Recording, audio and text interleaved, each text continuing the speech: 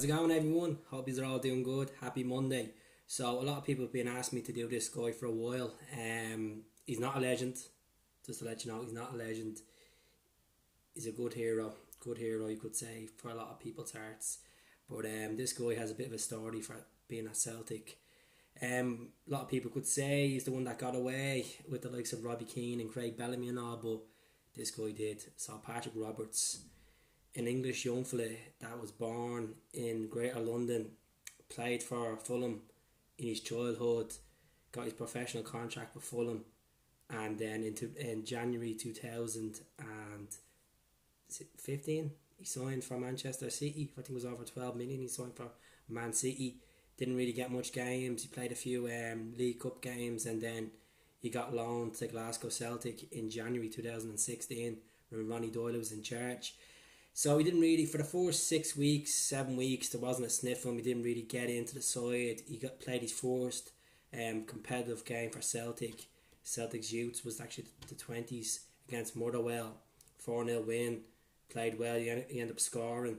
And then he made his debut against Inverness a couple of days later in a victory as well. A 3-0 victory against Inverness. Came off the bench. His first goal came against Hearts. Now, I put the clip up yesterday on my Instagram page. So basically it was a nice bit of play from the wing. Rogic bring it in, slotted into Paddy. Paddy chipped it over the keeper. Absolutely phenomenal goal. I'm used to saying it. Phenomenal goal. But good goal. Really good. What about Paddy was he could play as an attacking mid. He could play on the right. He could play on the left. He wore the 27 shirt for a season and a half at Celtic. When he did sign for Celtic on that loan deal on deadline day, January 16, basically he was brought in obviously as support. Man City wanted to give him a bit of experience as well, like with a high pressure club like Celtic. I know obviously it's not the same standards of the English Premier League, but the demands is high in Glasgow.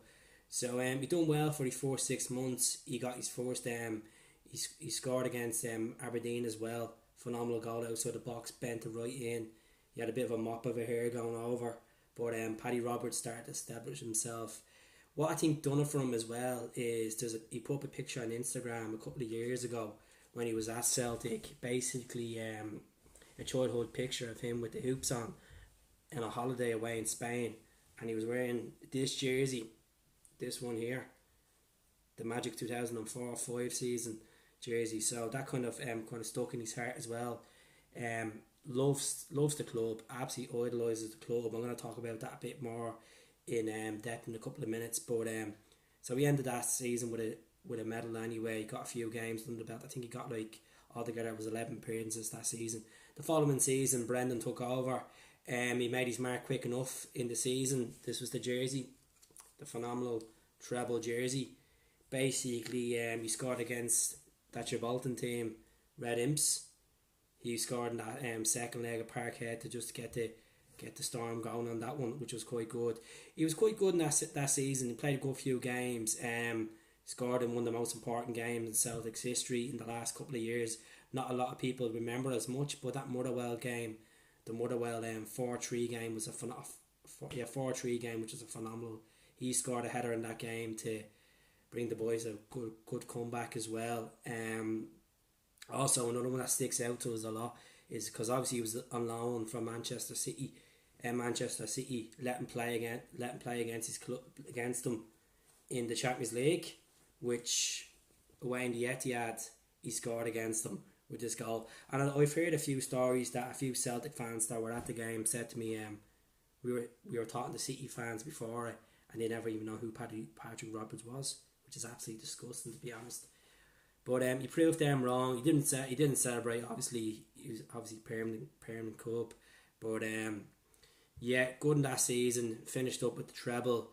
He made a show of Rangers a few times. He won a penalty against Rangers as well. Well, Sefco in Ibrox when we hammered him 5-1 as well. So he was good that day. Also, what stuck out to me was he scored. He nearly scored in the Scottish Cup final when he skinned it past a few lads and hit the far left post.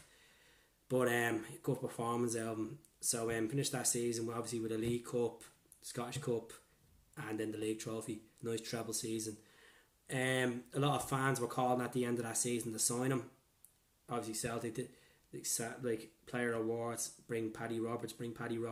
The bromance he had with Kieran Tierney was just phenomenal. Still has it. Still goes up to a few of the games. He was at the Scottish Cup final recently, spotted, but the bromance was gas, because when he came back for his second spell, it just a picture of Step Brothers or what Brownie put up was gas. But this is the one here where he was introduced to the fans. Sorry about the stain on it, just can't get it out. But PR7 he was announced as. Pictures of him in Celtic Park doing the selfies on Snapchat, on Celtic's Instagram and so. But it was good. PR7 didn't really make an impact his last season at the club. Injuries kind of hit him. But a goal that sticks out for me, Paddy Roberts, would have to be the goal against Anderlecht away. That night was phenomenal. Like, not a lot of people thought they were going to go off to Belgium and get a result, but we did. Super performance. The picture that done the caption for me was when he scores, he's wearing the short sleeve jersey and he has his arms up in the air like Brownie. Phenomenal. But a lot of hype about Paddy. Didn't work out for him, unfortunately, that season. He didn't start in the Scottish Cup final, didn't even play in the Scottish Cup final, which was quite devastating for a lot of fans. But he played in the following day, which I was at, last Celtic game I've been to, since I'm so-called a hardcore supporter, which I get a lot of criticism for because I don't go off to much games, because we all have lives, you know, this jersey.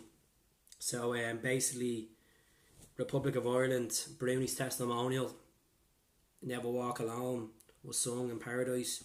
You could see Paddy Roberts' face getting emotional, getting obsessed singing it. A lot of people obviously were heartbroken when he left the club. We should have bought him. We should have paid the willing price if it was 10 million, 8, 12, etc. But he went back to Man City, played a few pre-seasons, went off to a Catalonian team, played there in the first division of Spain, won a trophy or two, but didn't work out. They ended up terminating his loan deal early enough. There was talks that he was a free agent during the summer, but Man City gave him a contract extension. Now he's at Norwich. He's at a club that's very familiar, as we like saying. Norwich, Temu Pukki he's at, with a former Celt. Obviously Gary Hooper went there as well back in the day. But Paddy Roberts, what a man. Just absolute. Loved him. And I love one day he comes back to us, because you could see how much he loved the club. You could see how much he loved the fans. The girls loved him. The lads loved him. Everybody loved him, because just a hunk, you know. Just a legend, like. As not a legend like as a Henrik Larsson status, but yeah, look, never say never. Would I take him back at this moment of time? I'm afraid to say I wouldn't take him back at this moment of time. I think obviously with Chavard, Lewis Morgan, Jamesy Forrest, Johnson, we have a lot of ammunition in the park there at the moment. But in the future, in a heartbeat, I'd love to see him come back to us.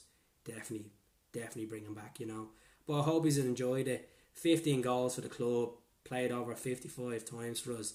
As I said, could have been more, but injury struck him in the the second time he signed for us. But I wish him very the best, and I hope he gets into the England senior team if he has good performances with Norwich. I hope he does well for his country. Obviously, he won the under-20s tournament with England a few years back as well. So I'd like to see him do well, and hopefully we get the bromance back with him and KT.